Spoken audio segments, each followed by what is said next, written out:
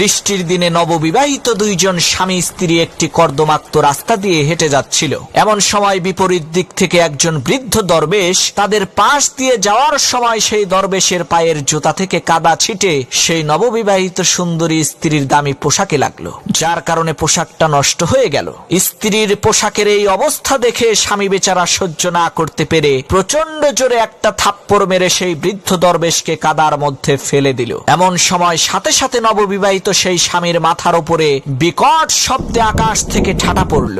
এতে করে তৎক্ষণাৎ সেই নববিবাহিত স্বামী বেচারা মারা গেল। তখন সেই স্ত্রী কেঁদে কেঁদে দরবেশকে বলতে লাগলো, হুজুর, আপনার বদদোয়ার কারণেই আমার স্বামী মারা গেল।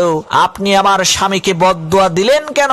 তখন সেই দরবেশ বলল, মাগো, আমি তোমার স্বামীকে বদদোয়া দেইনি। তুমি আগে বলো, আমার পা থেকে কাদা ছিটকে তোমার স্বামীর গায়ে লেগেছিল নাকি? তখন সেই স্ত্রী বলল, না, আমার স্বামীর গায়ে কাদা লাগেনি, বরং আমার গায়ে লেগেছিল। তখন দরবেশ বলল, তাহলে তোমার স্বামী আমাকে থাপ্পড় দিল কেন?